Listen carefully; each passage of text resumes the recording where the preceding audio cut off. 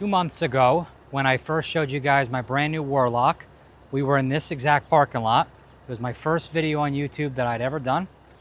And now the truck looks way different. The wrap is done. I think it came out really amazing. It's a complete transformation if you ask me. First off, the color itself is Satin Titanium. It's a metallic color from a company called KPMF. They make cast vinyl. Overall, it's a very good film. It's made in Europe. And as you can see, we did the truck throughout with that material. I'll just kind of work my way around the truck in this direction. The hood was, a little complex to wrap where the edges, fall off pretty aggressively. But, the hood design actually now pops with the satin, which is really nice. You could actually see all the contours of the hood, the fenders. That's what I really love about satin colors, because it really brings all the body lines of the truck alive. Now, if you look on the windshield, you'll see two unique things. First off, I did a satin black AS1 banner at the top, and just minimal to kind of break up the look a little bit. Also, it helps with sun. And then on the roof, we did a composite carbon fiber wrap, just to make it a little bit different from the satin on the side. Somebody did ask me in a comment, they said, do you plan on switching out all the remainder of the matte black trim with gloss black? And while my initial reaction was, yeah, sure, maybe, I then got thinking, and I'm like, this truck's a rugged truck, and I think I can maybe make the matte black trim sort of around the truck work. I think I'm gonna keep it along with the gloss black, just kind of make the two work. That's sort of just what I'm thinking for now. Along the side of the truck, the cab area, there's a lot going on. So first off, with vinyl rolls, your rolls are about 60 inches wide on average. Sometimes the PPF, they can be a little less, like 58 or 55 inches. But the height from the top of the cab to the bottom is more than 60 inches. And so what that means is that we had to sort of break up the side into two different pieces, right? And the line that I use whenever I need to do this, I always try to find a body line. So the body line we used is this body line that goes down here. So I actually had to wrap this in one piece, this in another piece, and then this in a third piece. And then the actual doors, I'll show a video. We take the vinyl, I drag it across the whole side of the cab, about a 9-foot piece, and I basically cut out the pillar, the seat of the A-pillar, and we cut out the doors. And with a satin film that's metallic like this, you want to keep your direction of film the same whenever you can. So what I mean by that is, if you're using the vinyl horizontally to do this piece, if you take another piece of vinyl and you vertically apply it down the door, although that would be easier to do, I probably save some material. The disadvantage is that since you have one vinyl going this way and another going this way, the shade of vinyl and the satin with the metallic could look slightly different when it's under the sun. And so I don't want to risk that. I wanted to keep our direction of vinyl the same throughout. Towards the back of the truck, these, I think they call them bed rails, these plastic things. These were an absolute nightmare to get out. Now on the classic trucks, it's really easy. You lift the back up and you sort of just wiggle it off. On these new trucks, you can't do that anymore. It is the worst design I've ever seen in the design history. The problem is that there's two rows of clips. There's a row towards this side and there's a row on the outside, and they both run down the rails. And the issue is that the inner clips, while you can stick your finger in there and pinch them to release it, these outer clips, there is absolutely no way to access that. And so what that means is that you can't really get them out without breaking clips. And so after breaking like 3 clips, I said to myself, you know what? There's no way I'm getting these things out without just yanking them up. So I yanked them up and I bought new ones. They're about $100 for both of them. Not terrible. Sometimes the fight ain't worth it. This back one though, however, you can drop the tailgate and you can take that plate off the back that has the 8 T30 screws, And the nice thing is you can access all the clips on this back one. So I didn't break any clips and I was able to reuse this back one. In the rear, we have a lot going on. So first off, you can see the composite carbon fiber roof looks really good. The next thing is these Ram letters, and I did not utilize the existing Ram emblem that we took off the truck. I decided to go with something sort of new, interesting. This is actually bedliner vinyl. They call it indestructible wrap. It really is cool stuff. It is indestructible, I'd say. It is 3 times thicker than PPF and almost 6 times thicker than vinyl. It's about 20 mil thick, and it looks just like bedliner. Again, I just wanted to do something unique, something different. I could have put the old letters back on. It would have looked good. If I had to do it again, maybe I would have instead just gone satin black like I had on the banner and just did that instead of the indestructible. But I do like the look of this. I think it sort of just ties into the fact that the Warlock, you know, is a utility, practical truck, and it's not afraid to show some, you know, uglier matte black plastic. I think it just ties into that look. Like, it's confident, you know, for what it is. The next thing that I did on the tail lights and the third brake light, it's very subtle, but I didn't want to tint the lights, but I also wanted to sort of neutralize the look. And so what I mean by that is the white light that you have with the reverse lights, and then the white lights on the third brake light for the cab lights, or the bed lights, I'm sorry. There's a lot of contrast between that white and this red. It's a very big difference. And so what I wanted to do is I didn't want to tint the whole light, but instead I wanted to balance the look a little bit better. So what I did is I took light smoke vinyl, which if I had to do it again, I would do probably PPF, but I wasn't really thinking of that in the moment. I just wanted to get the truck done. And I created a cutout that I then cut on the plotter, and I'll show you a video of me peeling them off and applying it. And I did that for the third brake light as well. And now it just has like a sort of more even look throughout. And I think it came out really good. It's one of those things that it's clean, it's simple, you wouldn't really notice it unless I told you.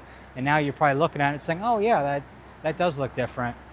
While we're at the rear of the truck, there is something else that I do want to mention, because you probably noticed that there's no Warlock badge. And that's because, quite honestly, I haven't really figured out what I want to do yet with the badge. Right now, if you were looking at this truck, you would not know it's a Warlock unless you really knew your trucks, because it says Warlock nowhere. From the factory, you get the Warlock badges on either side of the bed, but what's interesting and unique about the Warlock is that you don't get it on the tailgate here. Like if you had a Rebel, a Laramie, a Bighorn, it would actually say the trim right there.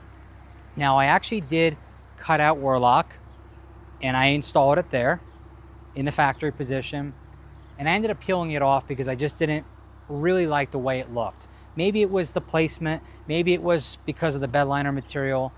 I don't really know. So I'm back to the drawing board. I'm thinking, well, maybe I'll try placing it a little bit differently on the tailgate, or maybe I'll just cut out new Warlock badges and do them on the bed where they were. Comment down below, where do you think would be a good place? You know, maybe the doors too, because these little Ram logos that were at the front of the door, I took those off. And I know I want to keep that off. I think like 2 places saying Ram is enough. I don't want to have like every panel be a billboard on this truck, but maybe Warlock there. I don't know. Just help me out, guys. Leave it in the comments. You think the bed's better, the tailgate, or any other crazy idea I haven't thought of. These 1500s, they pop out pretty easily. If you lift up the hood, there's 2 holes, and you can release the tabs that way. The only other thing that I'm probably going to do here soon is I may PPF the front headlights just so they're protected. Maybe I'll go a light smoke PPF, like a very light tint on the front, just to give it a more balanced look with the eyelid design and the grille. But overall, I think it came out really good. And with that, now that you've seen the truck, I want to talk about something really exciting, which is the fact that this truck is now wrapped. We now have the perfect foundation to really build the truck out. And in my garage, I have over a dozen parts and accessories ready to go on the truck, and I'm calling it the Titanium Build Series. And every part that goes on the truck from this point forward will be part of the larger Titanium Build Series. And I'm not talking tchotchke stuff, guys. I'm talking headache racks, light bars, interior modifications, practical modifications, all different types of stuff. And we're gonna make this truck look really good. The last thing I wanted to do is, over the past few weeks, as I've been wrapping the truck, you guys have been commenting down on my videos and on my shorts and asking questions. And while I try to respond to all those comments, if I missed any, I've written them all down here, and I'm gonna quickly answer those questions. So first off, how long to wrap the truck?